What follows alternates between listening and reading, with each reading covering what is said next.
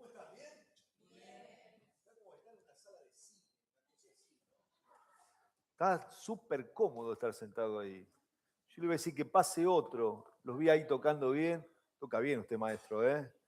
Hace lo que puede, no, así para el Señor, ¿no? Pero usted toca bien. Sé que para el Señor. Hermosa música. Bueno, por fin llegamos.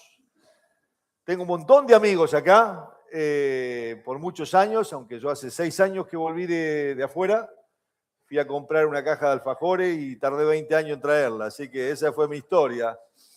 Me fui con 30 años de acá con mi esposa, de Pergamino, somos del norte de la provincia de Buenos Aires, estudiamos en San Miguel del Monte. Antes de estudiar en San Miguel del Monte quería ser arquitecto de los 6 años. Fui a la UBA, hay un campesino que venía de Pergamino, me perdí en la gran ciudad, tomaba muchos buses, tenía que trabajar y bueno, y estudiar arquitectura en aquel momento en la UBA era toda una selva eso para mí, ¿no? Así que me decían chacarero. Hey, me aprobaron una materia, me dice, me ganaste hablando, me dijo, pasá y cuando te acuerdes tráeme un champán, me dice el profesor. Pero bueno, esa fue mi historia.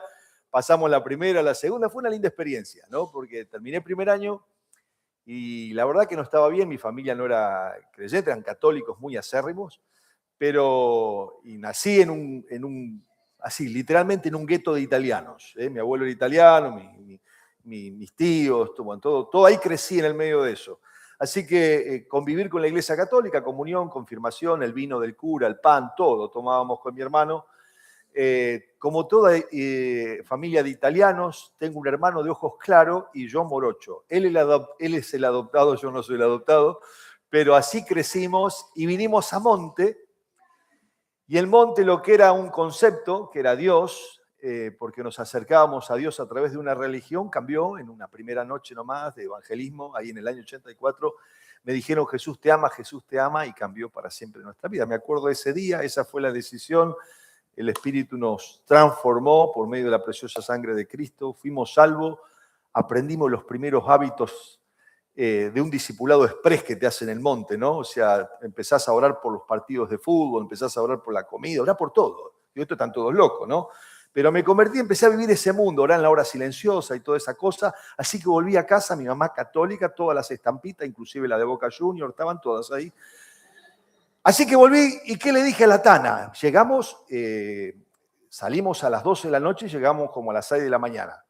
Bus escolar para hacer un viaje de 3 horas, lo hicimos en 6, 7. Muchas gracias, con servicio incluido. Les cuento un poco de la historia, cómo fue. Pero una de las cosas más relevantes e impactantes para mí fue cuando llegamos a casa, fue esta la transformación y los primeros frutos de la vida nueva en Cristo.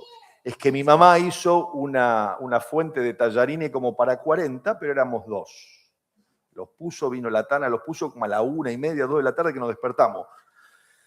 Nos miramos con Marcelo, del otro lado estaba Sergio, le dije Marcelo, me dijo Sergio, oremos. Teníamos 15 y 14 años, oramos por primera vez en mi casa por los alimentos.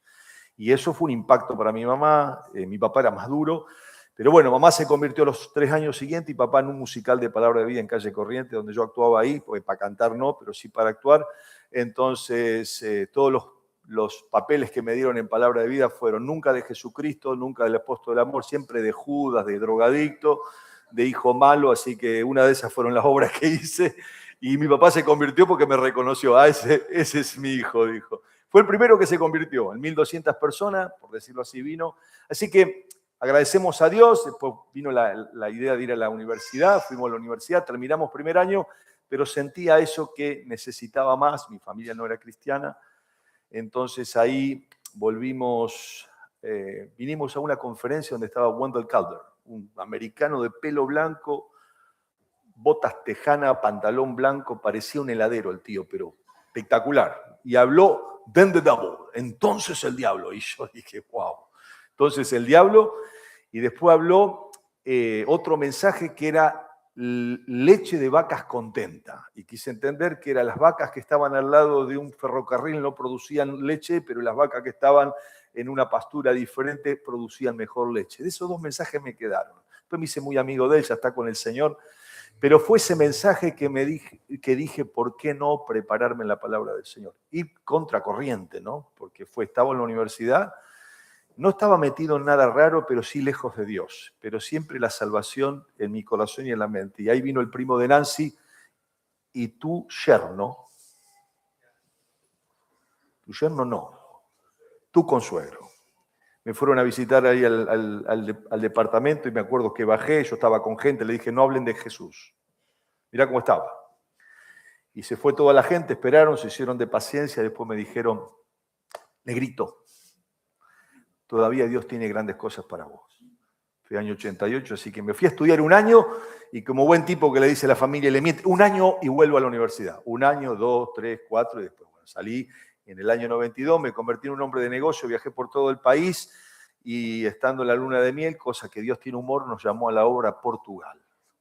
Si tu consuegro está ahí, fue por una invitación en los años 2000 y tanto, invitarlo a Portugal, que era uno de mis mejores amigos, sigue siendo mi mejor amigo, así que 10 años en Portugal, 1 en Estados Unidos, me nacieron 2 nenas ahí, Noemí, que tiene 23, va a cumplir 23, Isabela, que tiene 17, 18, y en un tiempo nos fuimos a Estados Unidos por un año por proyecto, aprendí el tercer idioma, a los ponchazos, no ves que después de los 30 años es difícil aprender idiomas, pero aprendimos el portugués, y tiene que ver con el mensaje que vamos a decir hoy, y después de 10 años en Portugal, Dios nos llamó para ir a España, ya estuvimos 10 años en España, hasta el 2018-19 que nos vinimos acá. Ese es todo el recorrido de la historia que Dios escribe en nuestras vidas y ahora estamos acá. Varias veces quisimos venir, pero por una y otra cosa no hemos podido venir. No sé si vos estás preocupado, me va a salir el tú muchas veces, pero no sé si vos estás preocupado por lo que está pasando no solo en el mundo. Primeramente que hay una falta de liderazgo en el mundo total. No es como antes, ¿viste? Bipartidismo era líderes fuertes, ¿no? Hoy no hay liderazgo, como debería ser. Alguna vez estaba en Europa, le dije, ¿cuál es el líder que votás? ¿Votarías un líder que le fue infiel a su esposa? Yo le dije, no, porque si no es fiel en lo poco y en lo íntimo, menos puede serle fiel a un país.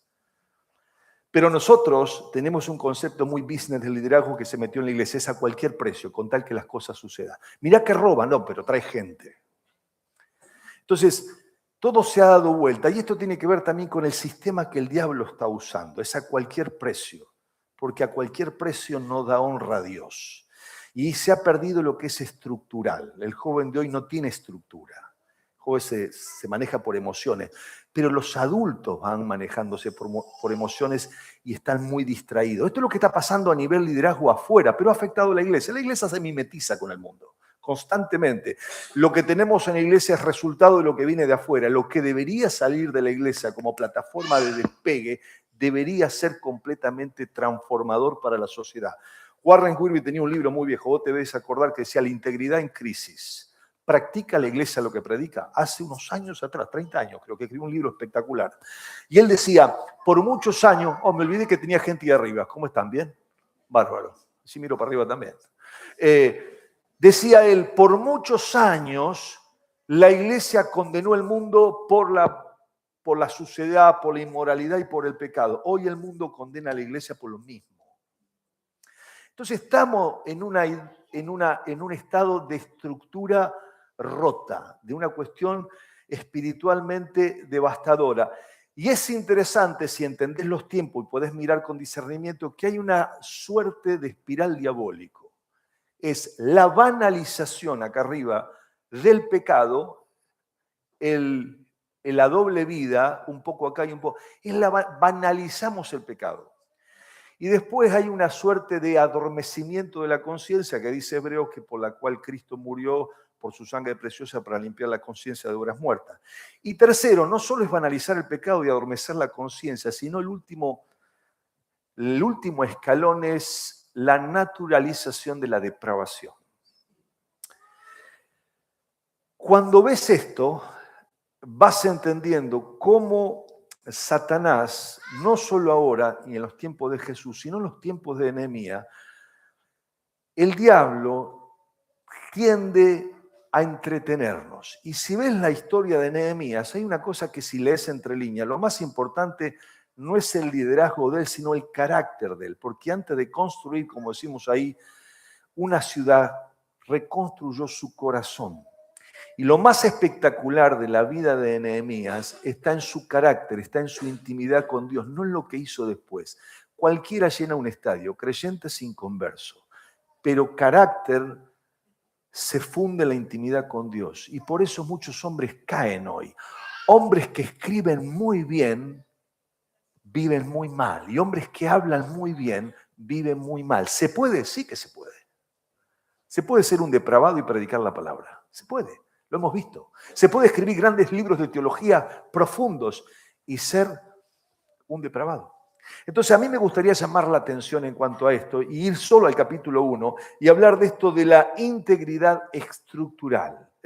Cuando vos tenés un hijo de esta nueva generación, que yo tengo 3, uno saliendo y otro ahí, lo primero que le decís, el primer patrón que tenés que decirle a un hijo de esta, hacete la cama. Es el primero, estructura. Lavate los dientes, pegate un baño y abrí la Biblia. Desayuná y andá donde tenés que ir. Hacelo primero. Ponerle estructura. Esa es la estructura. No son cosas difíciles, son cosas primordiales. Entonces hay una generación que sueña ilusiones. La ilusión se fuma, pero poco que construye en carácter. Entonces vamos a ir rápidamente y vamos a ir a capítulo 1 de Nehemías. Me dijeron que tenía 20 minutos, ya pasé como 15. Pero dice Nehemías capítulo 1, un libro extraordinario. Vamos a ver un poquito cómo en 80 años, 100 años, desde Zorobabel, en lo que es el exilio y la vuelta del exilio, se construye el templo. Después Esdras, ya un poco más adelante, instaura la ley y después, 13 años posterior, ya viene Nehemías a reconstruir el templo. Entonces tenemos el templo, tenemos la ley, pero no tenemos defensa. Nos entran las balas por todos lados. Y esta es la historia en ese momento. No es Zorobabel, lo vamos a ver después en la línea de tiempo. No es Esdras, es Nehemías. Y dice la palabra de Dios, palabras de Nehemías, hijo de Acalía, aconteció en el mes de Quisleu, diciembre, en el año 20, estando yo en Susa, Irán, capital del reino, que vino Hananani, uno de los hermanos de algunos varones de Judá, y le pregunté por los judíos si había escapado, que habían quedado de la cautividad y por Jerusalén, por Sión. Y me dijeron, el remanente, los que quedaron de la cautividad allí en la provincia, están en gran mal y afrenta. Y el muro de Jerusalén derribado y sus puertas quemadas a fuego. La Biblia lo refiere porque las puertas eran el sinónimo de poder de una ciudad. Si eran puertas grandes y fuertes, hablaba del poderío económico interno, pero también del poder hacia afuera. Por eso lo nombra. Y cuando oí estas palabras, esta es la centralidad del texto, me senté y lloré e hice duelo por algunos días y ayuné y oré delante del Dios de los cielos. Y dije, te ruego, oh Jehová, Dios de los cielos, fuerte, grande y temible, que guarda el pacto y la misericordia de los que aman y guardan sus mandamientos. Esté ahora atento tu oído y abiertos tus ojos para oír la oración de tu siervo, que hago ahora delante de ti día y noche por los hijos de Israel, tus siervos. Y confieso los pecados de los hijos de Israel que hemos, se incluye, cometido contra ti. Sí, yo y la casa. Fíjate que el pronombre personal lo remarca o dice él y ellos y ahora dice yo. Esto habla de una convicción de que él también ha pecado. Y yo y la casa de mi padre hemos pecado.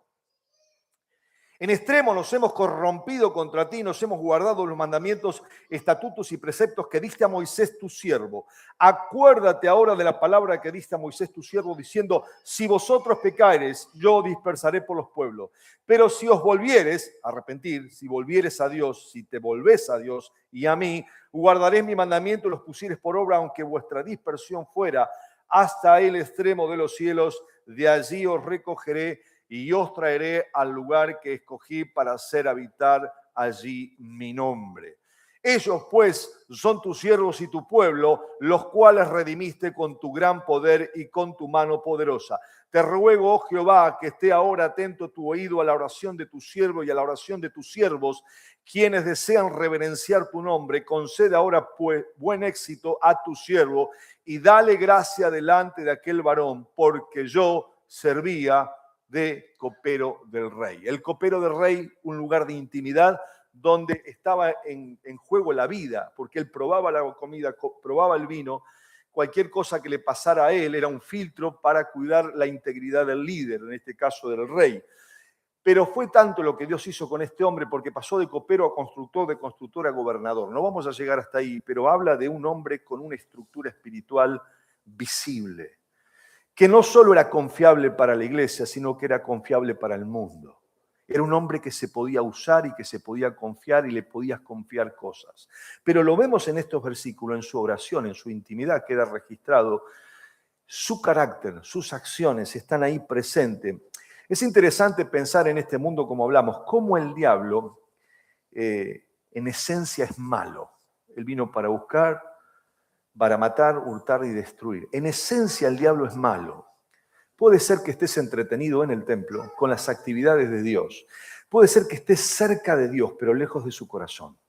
Judas pasó 3 años, era el líder de la comunidad apostólica, tenía la administración de la empresa apostólica, él tenía la bolsa, él contaba el dinero, nadie se enteró, Jesús no quiso hacer escándalo. Pero él dijo, él es diablo, no porque era el diablo, sino porque tenía las características del diablo, ladrón, mentiroso y alguien que robaba. Entonces, es interesante pensar la esencia del diablo cuando la defensa está baja. Él es malo. Pero segundo, el diablo también, cuando tenés la defensa baja, también el diablo en apariencia es sutil.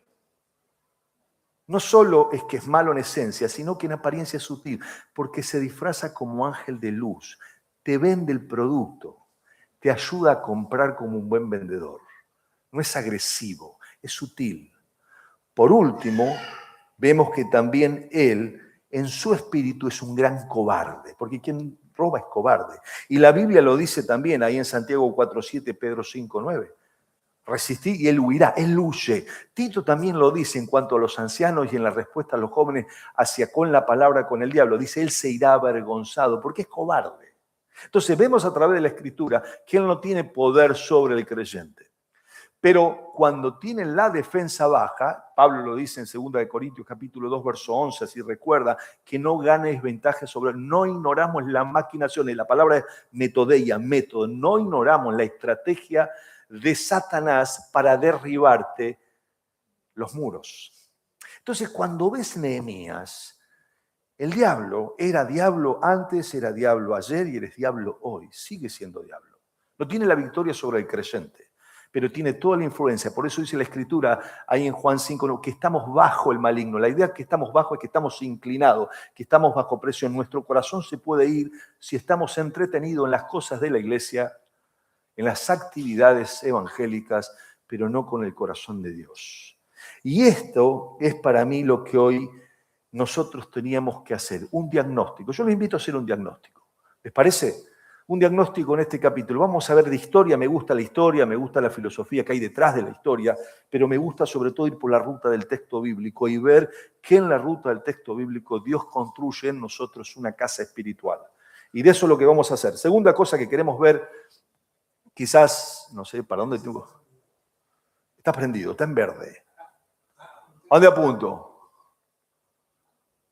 ¿Apunto o no apunto? ¿Apunto o no apunto? Lo tiro, lo rompo, me enojo. ¿Qué han hecho de la casa de mi...? ¿No? No, ya si empezamos a hacer así, vamos a inventar la pólvora, ¿no? ¿Sí? ¿Vos me lo pasás? Dale, vos pasalo, no hay problema. Pasame el segundo, te voy a hacer trabajar. Vamos a darle un aplauso para que se anime. Vamos a darle un aplauso. Mirá, te puso contento. Escuchame, hay como 5 trabajando ahí arriba, pero el PowerPoint no pasa.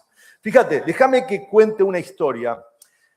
Justamente aquí hay una iglesia de los hermanos. Esto es Génova, donde yo llevaba a los jóvenes ahí. Cuando llegué a España, después, en los primeros meses, la mejor manera que tenía de llevar a los catalanes era un lugar de campamento cerca que tuviera un poco la identidad de lo que hacíamos nosotros. Funciona, ¿no? A ver si te puedo creer. Te creo, completamente eres creíble. ¿Sabes que en el año 2018 ahí colapsó este puente? Y este puente, interesante porque es un puente no viejo, no era un puente romano. Vos ahí vas a ver que hay puentes romanos por todos lados en la Europa vieja y todavía están. Son 2000 y pico de años y todavía están. Ahora, este puente era moderno, entonces causó un colapso, dice, ¿cómo que algo que parecía tan firme cruzaba toda la ciudad? Pasamos por ese puente, eso en el 2018, unos meses anteriores habíamos pasado ahí para ir a una conferencia en Génova de jóvenes. Es más, uno de los ancianos que era historiador, don Bruno, nos llevó a hacer el viaje por donde salían nuestros abuelos. Y yo digo, mira vos, tenía mi hijo chiquito, mira, de acá salió el nono, digo yo. Y estaba frente, de cara a la iglesia, enfrente, un lugar hermoso. Pero de pronto algo colapsa. Y uno dice, desde afuera el puente parecía fuerte, por dentro estaba debilitándose lentamente. Y uno se pregunta, ¿qué pasó? Mirá, esta fue la... Si vos ves, el puente que se cae no es el de abajo, sino el que pasa por arriba. El de abajo es intermedio. Ahora, ¿puede pasar en esto? Y uno dice, no, lo que pasó es que cayó en pecado. ¿No? Estas son las palabras que usamos. No, ¿viste lo que pasó con el hermano? Y cayó. Ya no decimos ni pecado. Es como los viejos italianos. ¿Qué tiene? Una mala enfermedad. ¿Qué es la mala enfermedad? ¿Qué es? Cáncer. Esa es la mala enfermedad, es como brujas, ¿no? Entonces, muchas veces, ¿qué le pasó al hermano? Y cayó. Es como que caer en pecado es algo como una suerte de que una persona cae en un hoyo. Y te cayó en pecado. Iba caminando, ¡plum! Se cayó en un pozo. Pobrecito. ¿Realmente caemos en pecado? O como decía nuestro hermano Emanuel, con un correcto y excepcional, te felicito, austríaco, castellano. No es fácil hablar otra lengua en 2 años. Luchamos con nuestro pecado, no es que caemos en pecado. Si estamos cerca de Dios, vencemos, tenemos victoria.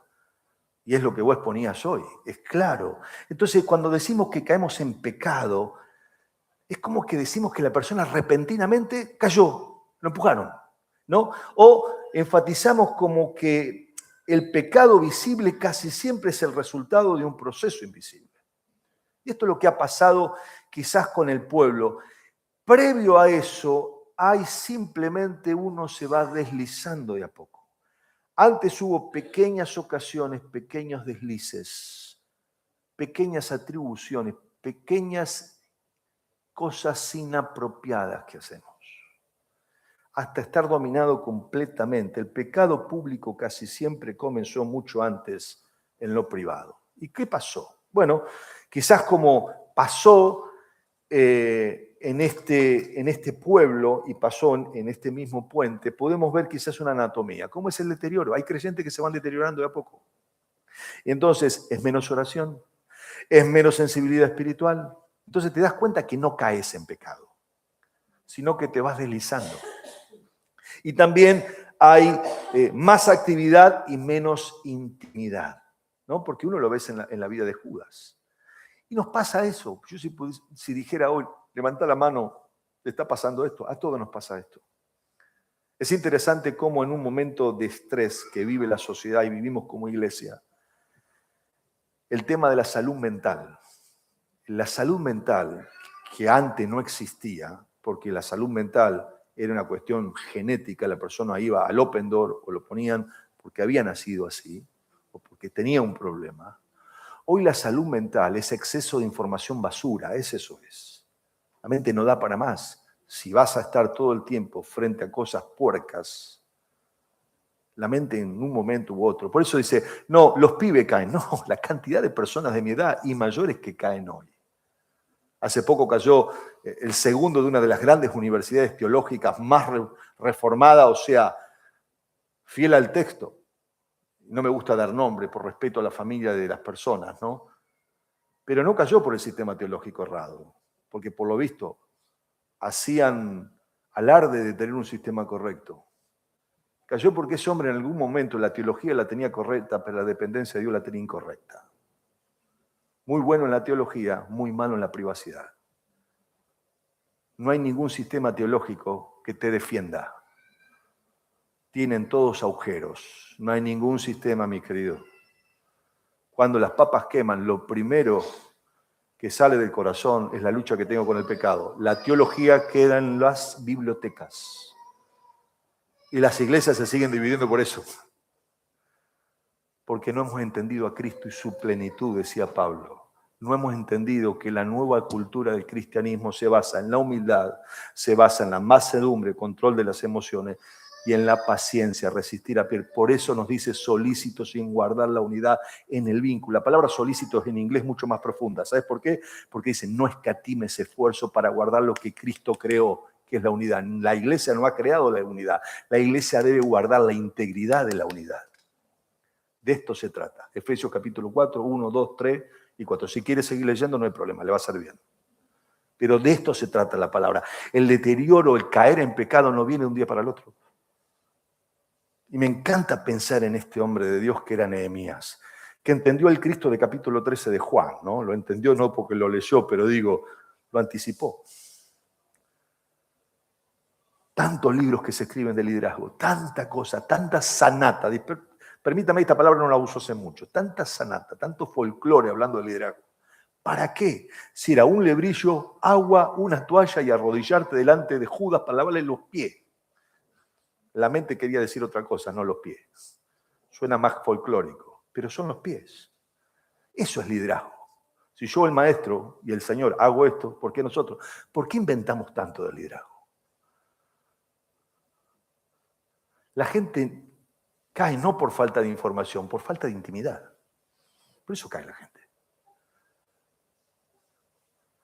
Tu rol no te sostiene, tu actitud te sostiene. Y esto es lo que sostuvo este hombre. Avancemos. Hasta que un día descubrimos que algo especial se ha quebrado. Vamos rápido. Quizás esto es algo para comprenderlo. Dice, cuando los puentes se perdieron. Un puente, y uno hablo de muros porque podríamos hablar de muros, pero son los puentes los que nos conectan. El puente hacia Dios fue lo primero que se construyó, para después construir un muro. Pero hay puentes que se perdieron. Vamos a ver el evento de Babilonia. Habían sido llevados cautivos.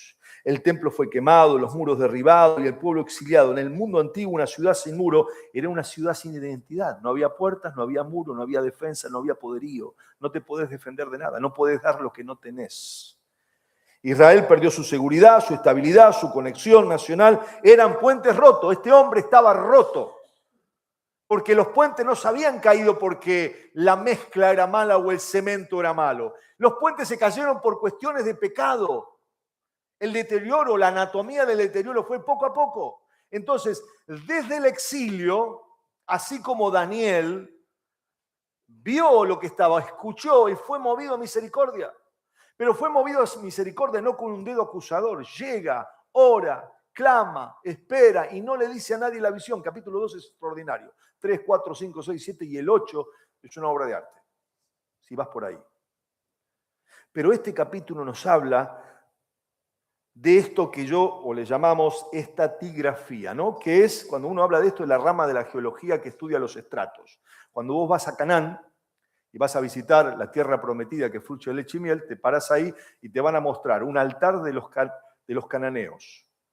Y cuando vos ves los estratos, las capas, vas a ver ahí restos fósiles,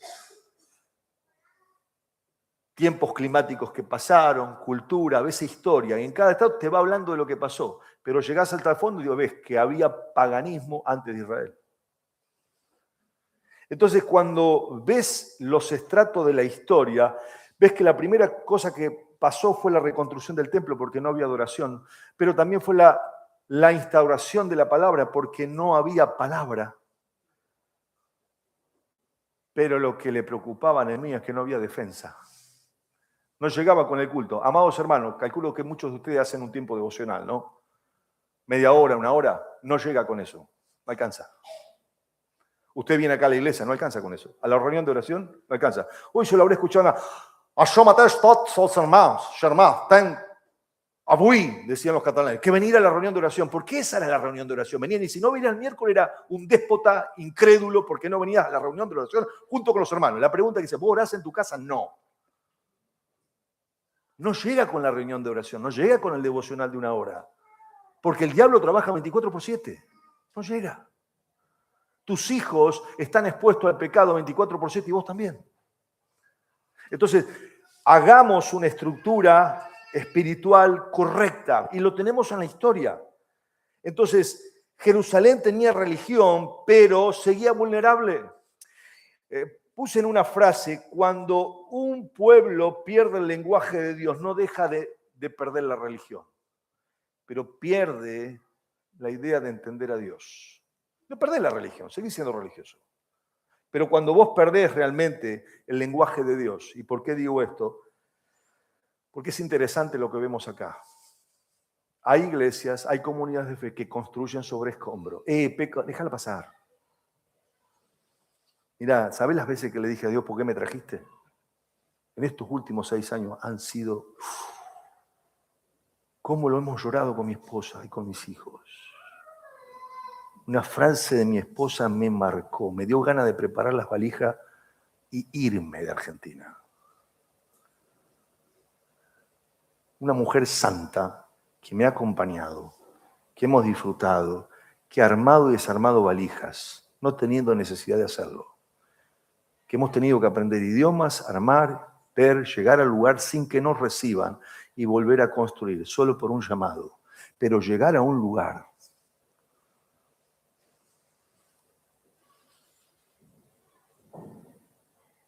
histórico, pero sin historia espiritual, es deplorable.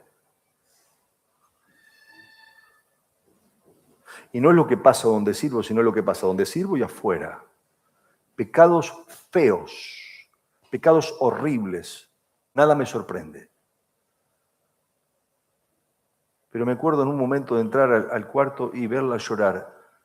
Tanta basura hay, tanto pecado, tanto pisoteo de la sangre de Cristo, así porque sí.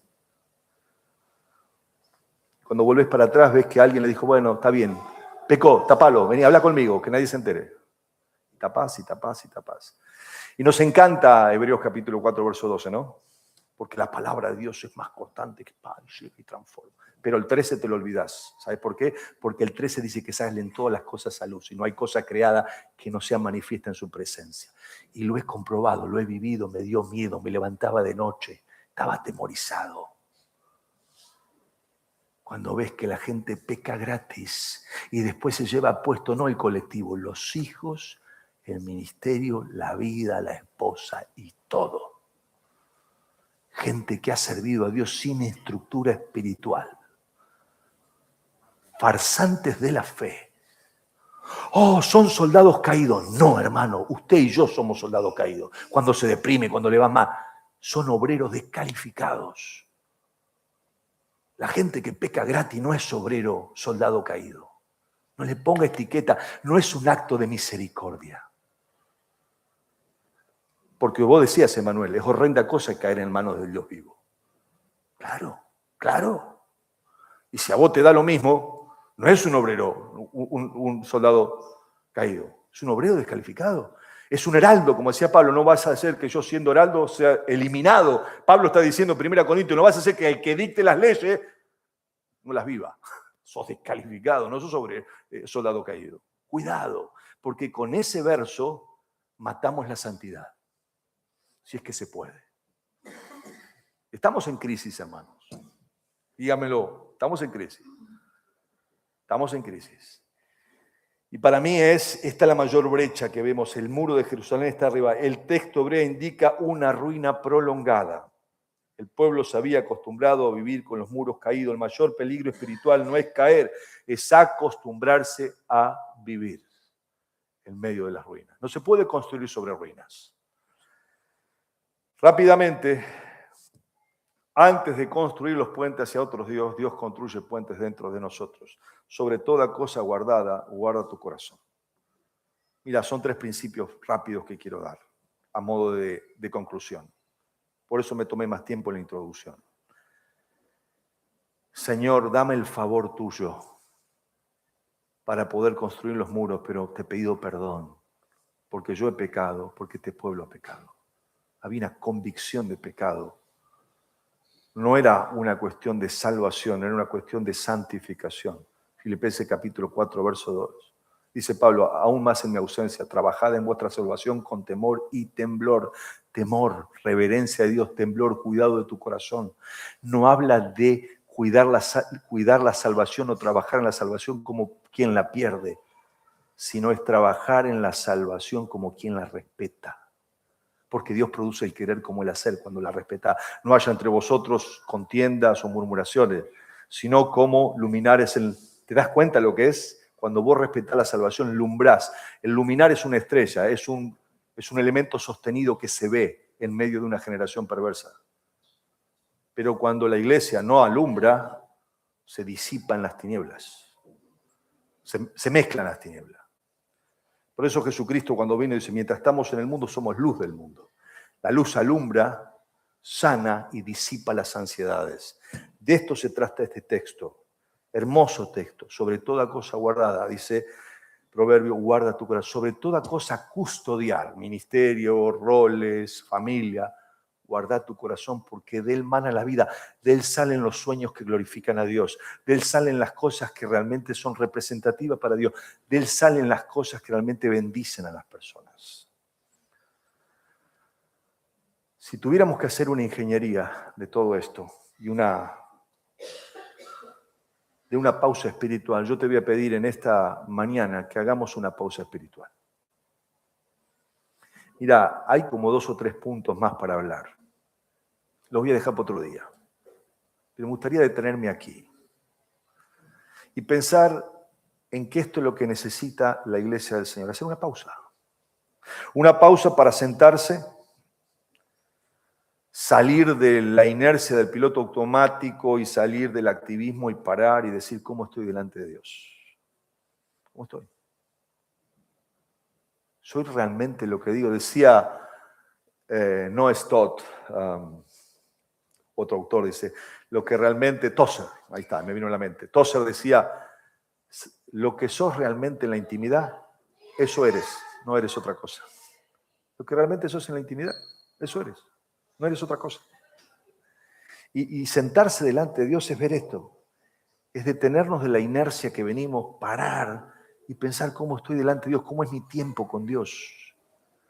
Decía Howard Hendry en uno de sus libros, Las 7 leyes de la enseñanza, que le pregunta a la señora, yo he recorrido la Biblia. Dice, bueno, señora, que Dios la bendiga. Pero lo más importante no es que usted recorra la Biblia, sino que la Biblia la recorra a usted. No nos acercamos a la Biblia. Pasa con los teólogos hoy, ¿no? Se acercan a la Biblia para sacar el flujo del texto. Me encanta esa palabra. Hasta son chic, lo dicen los, ¿no? Dan glamour. El flujo del texto. Le dije a un muchacho joven que se estaba metiendo por él, vení para acá. Viste que los viejos nuestros que nos formaron decían, vení para acá, salame, decían, ¿no? Vení para acá. Vos no necesitas flujo del texto, vos necesitas flujo del Espíritu Santo porque si no sos lo que sos. Un tipo hablando nada más. Y algunos luchan con el pecado en el púlpito, pero tienen casa de $500,000. No porque laburaron, sino porque abrieron la Biblia. Déjame que sea honesto. Porque este folclore está lleno. Hay mucha información en la iglesia evangélica, pero poca transformación. Decía una frase siempre que me decían los catalanes, no la entiendo, hay mucho de mucho y poco de nada. Es decir, mucho ruido, pero no pasa nada. Lloró, sensibilidad. Romper el entumecimiento emocional, lloró. Nos quebramos por todo, pero menos porque hemos pecado contra Dios.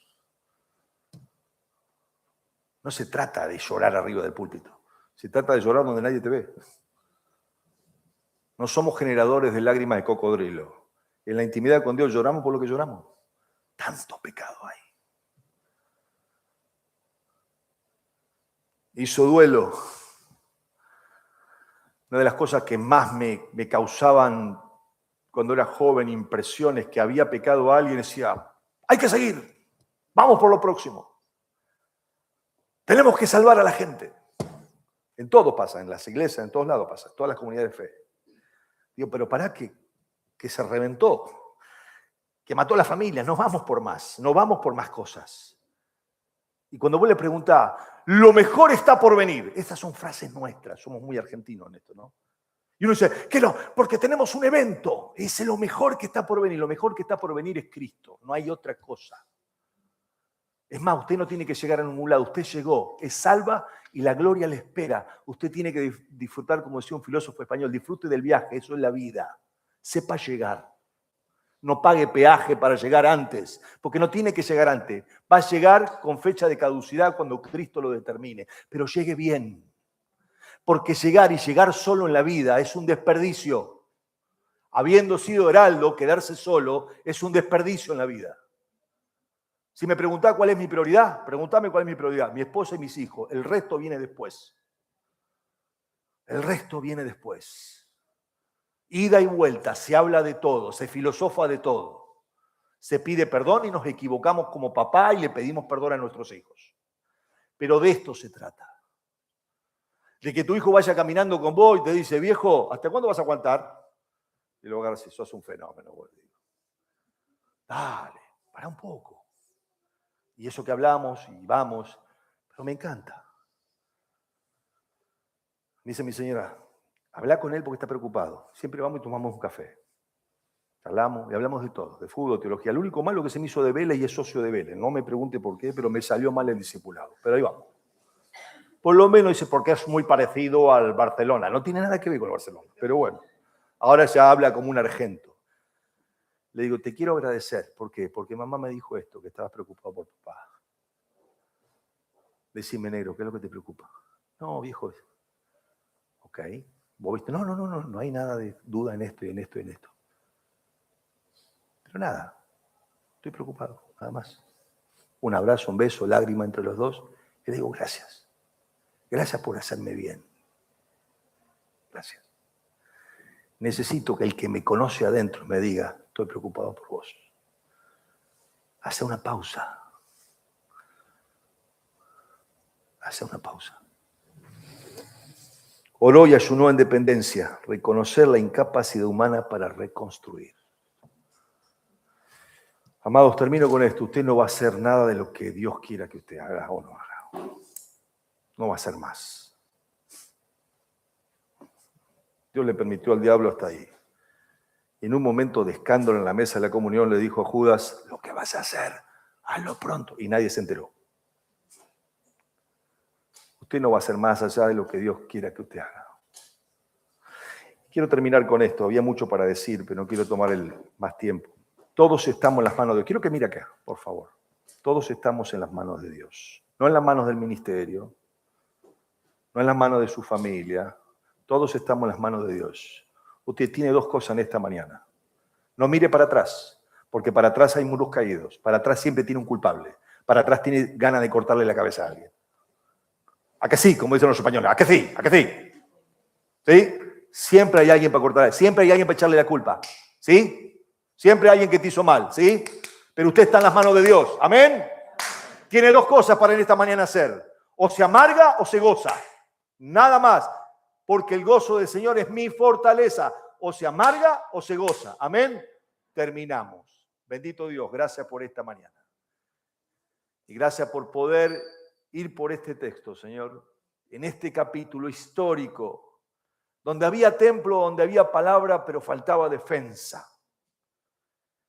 Y en esta pausa, Señor, vemos a un hombre de Dios que antes de construir puentes familiares, ministeriales, militares, de mayordomía, construyó el puente más importante, la intimidad con Dios. Mejor estructura que esa no hay. Ayúdanos, Señor, en un mundo convulso, dado vueltas, a entender que lo mejor que está por venir es Cristo y en ese Cristo tener nuestra plenitud cada día. Perdona por pecar contra ti, Señor, tantas veces. Y ayúdanos, Señor, a caminar, a disfrutar de la vida en Cristo. En Cristo Jesús oramos. Amén y amén. Le debo la segunda parte para después, pero muchas gracias.